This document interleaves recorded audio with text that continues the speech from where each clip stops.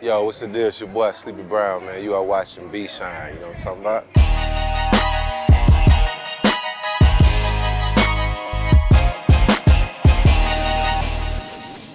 Man, I was around when it first started. Like my dad, I grew up backstage. My dad was in a folk band called Brick.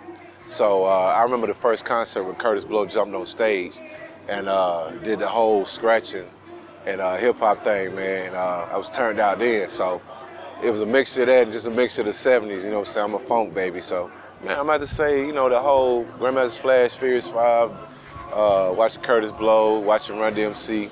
Run DMC took it to a whole nother level. Seeing LL Cool J, just that whole first era of hip hop, man, really influenced me to want to, you know, be in the game, man. It really didn't happen for us until the Face moved to Atlanta.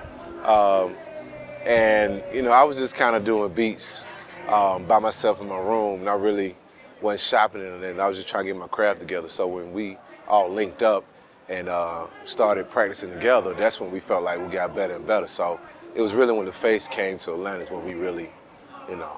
You know, my mom had a problem with me at first doing music, but, you know, she knew it was in my heart because of my father. So, you know, she's proud of me. My dad's very proud. He's really proud of me.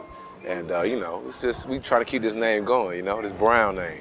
Just being able to stay focused in this game, man, because it's so many different avenues that throw you different ways that'll throw you out of your game, you know. So it's all about, you know, because once the money comes, then the parties come, you know what I mean? So my biggest challenge was trying to stay out the parties and in the studio. I was always a singer, but I never felt like I was the, you know, around that time you had the strong singers, Jodeci and Boys and Men. So I never felt like I was truly ready to be in that game. But once we did Players Ball and a son like Curtis, it opened my eyes.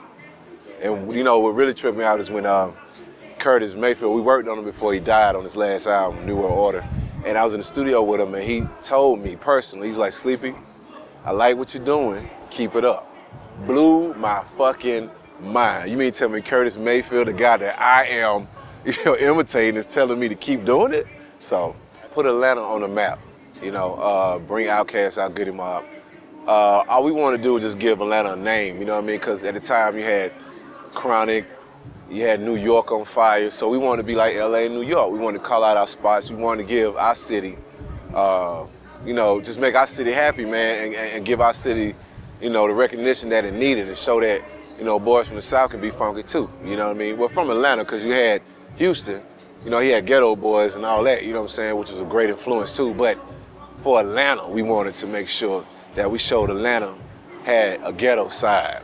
Man, it's a blessing because, you know, in this game, we knew what we wanted to do, but you never know what you really gonna do. You know what I mean? Until years pass, and by that happening, you know, we ended up, you know, becoming legends in the game when we really just wanted to give Atlanta a voice. And we love that because they appreciated that from us, you know? Man, I just wanted them to say that them boys, Sleepy Brown and them, man, they were just some cool, down to earth, really into their music, really into the music was their soul. You know what I'm saying? That was our soul. That's what I wanted them to say. I wanted them to say, you know, those cats were some real cool cats and they knew what they were doing.